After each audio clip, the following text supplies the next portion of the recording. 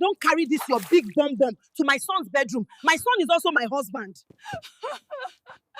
Somebody should help me. Oh. Enjoy my video. Please do well to like, share, engage, and subscribe to Chichi Fairy Tales for more interesting stories weekly. It all started the day Mama Janet moved into our house. She said she needed just a few days to rest after slipping on wet tiles at her friend's house. My husband, Daniel, didn't even ask. He told her, "Come and stay with us, Mama." I didn't argue. I smiled. I welcomed her warmly, as any good wife should, but from the second day, I knew she wasn't going anywhere. She started taking over the kitchen, rearranging my spices, hiding my pots, and claiming, "These cupboards are too cluttered. You need to learn order, my daughter." She changed the living room curtains without asking. And worst of all, she started whispering things into Daniel's ears every time I left the room. Things got worse by the day. She complained that my food was too salty. She said my house cleaning was just for show. She even told our neighbors that I was too slow to give her a grandchild. But Daniel? He found it all funny. "She's old school," he said. "Just ignore her." Then one night, Mama Janet knocked at our room door. Daniel opened the door for her. She said she was having nightmares. She cried that she couldn't sleep alone in a strange bed and begged him to allow her sleep in our room, just for one night. He agreed. That one night became 2. Then 3. Then the entire week. I was left on the couch in my own home. I tried to speak with him. He laughed it off. "It's just temporary. She'll get used to the house soon." But deep inside, I knew this wasn't about adjustment. It was control. Mama Janet was slowly poisoning everything around me, my kitchen, my marriage, my peace. But I didn't shout. I didn't fight. I picked up a small diary that night and wrote just one sentence: "Play soft." And watch her fall into her own trap. Because this time, I wouldn't cry. This time, I'd wait. One Saturday afternoon, I decided to cook something special: pounded yam and egusi soup, just the way Daniel liked it. Maybe it would remind him that I still existed in this house too. I prepared everything with care, laid the table, and called him gently from the room. Before he could come out, Mama Janet appeared in the kitchen like she had smelled it from a distance. She looked at the food, then at me, and gave me that same bitter smile she always wore when Daniel wasn't looking. "You call this egusi?" she said. "This looks like hospital porridge." Before I could answer, she picked up the plate and, just like that, poured the hot soup on my dress. The oil ran down my waist. My heart jumped. "Nonsense food," she shouted. "Is this what you're feeding my son?" At that moment, Daniel walked in. He saw the food all over me. He looked at his mum, then back at me. "Mama, you're being dramatic," he said at first, but then, his face changed. His tone grew firm. "Mama, this is my wife. Please don't ever try this again. If it happens again, you will leave this house." He came to me, wiped my hand gently, and whispered, "I'm sorry, babe."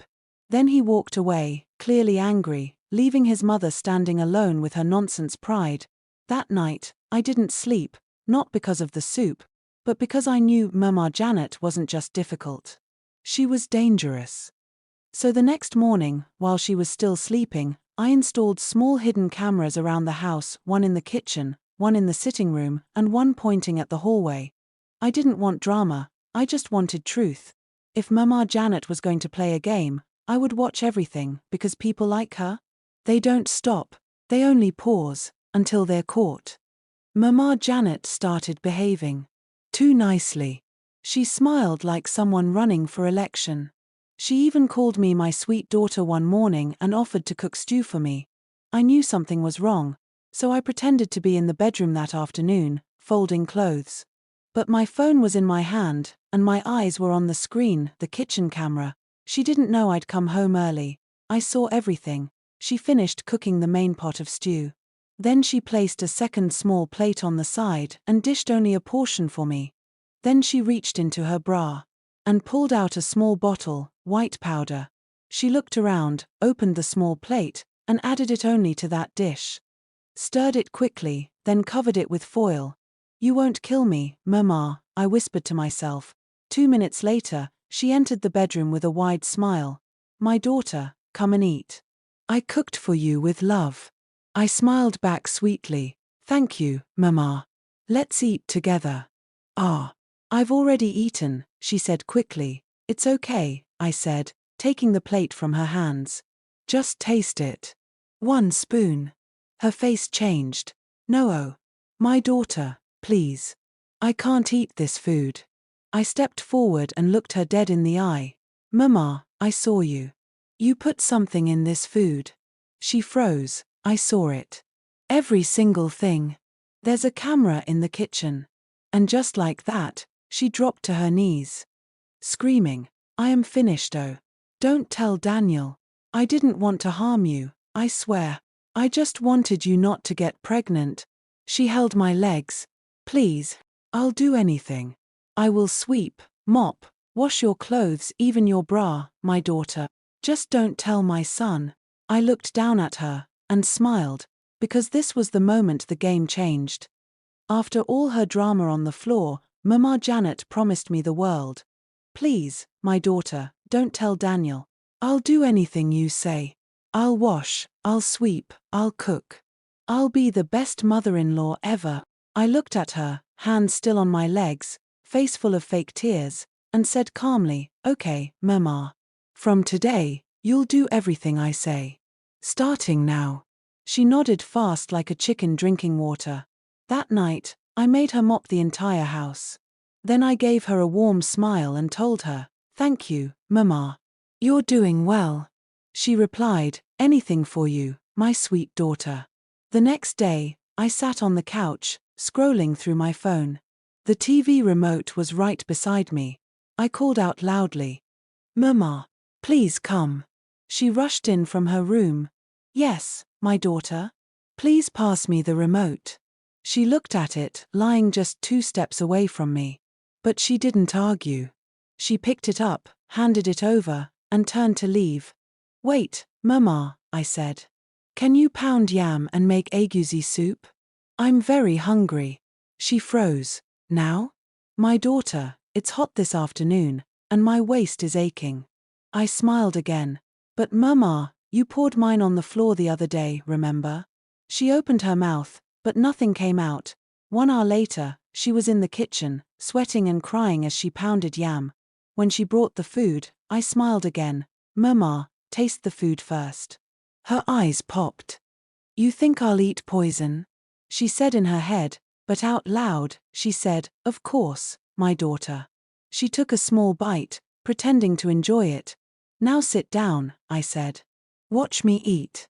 She sat, silently, watching me like a schoolchild. This was just the beginning, because Mama had entered obedience school, and I was the new headmistress. By the next day, Mama Janet had turned from head of the house to house help, and I made sure it was soft punishment with a smile on top. That morning, I sat down with a glass of juice and my legs crossed like a madam. I called gently, Mama, come. She appeared, panting. Yes, my daughter. Did you mop the kitchen? Yes, I did, she answered proudly. I stood up, walked in, looked at the floor, and said, Mama, you missed the corners. Her smile dropped. Clean it again, please. I like my kitchen sparkling. She picked up the mop without argument. Later that afternoon, I sent her to the market, buy goat meat, tomatoes, pepper, onions, fish. And don't forget my chewing stick. Chewing stick? She asked, confused. Yes. That's what I want to use to brush my teeth today. She nodded slowly and headed out under the hot sun. When she came back sweating and tired, I said, Mama, welcome. Now go and prepare pepper soup for me and Daniel. She paused. You want to eat pepper soup now? Yes, Mama. With enough spice. My body is cold. She sighed, tied her wrapper tighter, and went to the kitchen. At night, I told her to clean Daniel's shoes. Polish them well, Mama. He likes them to shine like glass. Okay, my daughter, she whispered, wiping her eyes. She was breaking. But I wasn't done. I started calling her at random, when she lay down to sleep. Mama, The sitting room smells like dust. Please clean it again. When she served me food, Mama, bring water. And sit here and fan me as I eat. She started crying in small doses, the kind of tears you wipe secretly with the back of your hand. But me? I smiled through it all, because what she forgot was this: every pot of soup she poured, every insult she whispered. I was saving it, and now, I was serving it back, hot and fresh. By the 5th day of her new lifestyle, Mama Janet was no longer smiling. Her wrapper was loose. Her voice was dry. Her fake my daughter greetings had reduced to grunts and eye rolls. I could see it, she was boiling inside like burnt rice. That evening, I told her, Mama, this window still has fingerprints. You'll need to clean it again. She turned slowly, very slowly. You mean I should clean it again? I smiled sweetly. Yes, Mama. I like it spotless.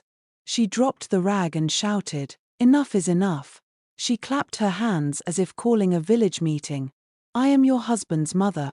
I carried him for 9 months. I will not be your slave. This is oppression. You have turned me into a house girl in my own son's house. I stood up gently. Not angry. Not loud. I walked up to her and whispered calmly, do you want me to tell? Her mouth sealed like a zip. She froze. Do you want me to show him the video of you poisoning my food? She began to tremble.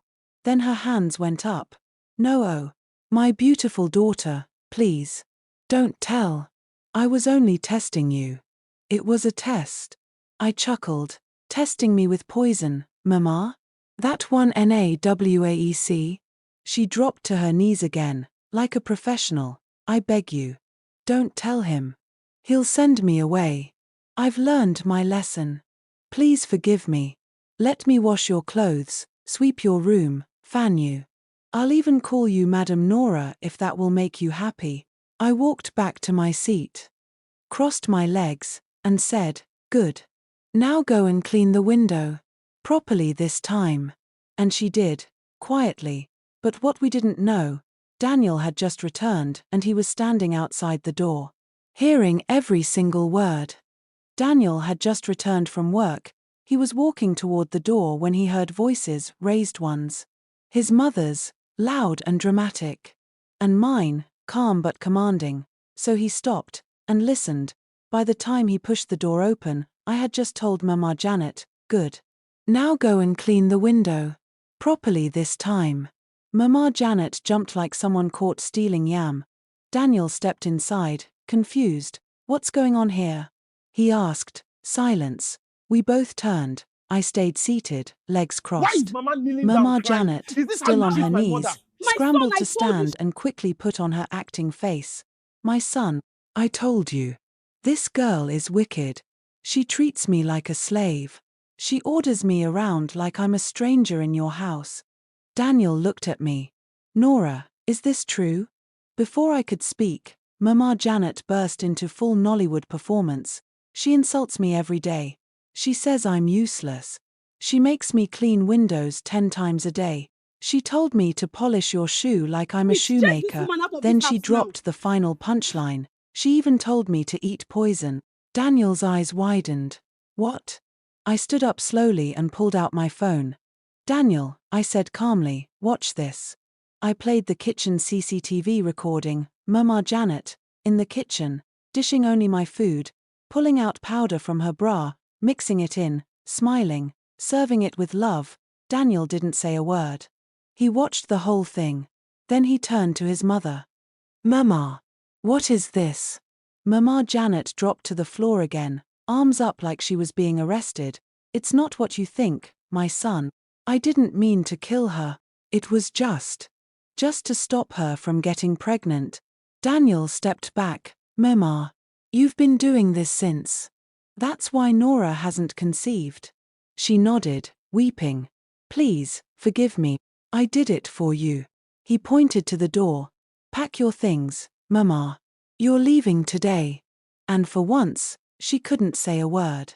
Mama Janet sat on the floor, holding her head, crying like someone that had lost a village election. Daniel didn't say another word. He packed her bag himself, no shouting. No argument.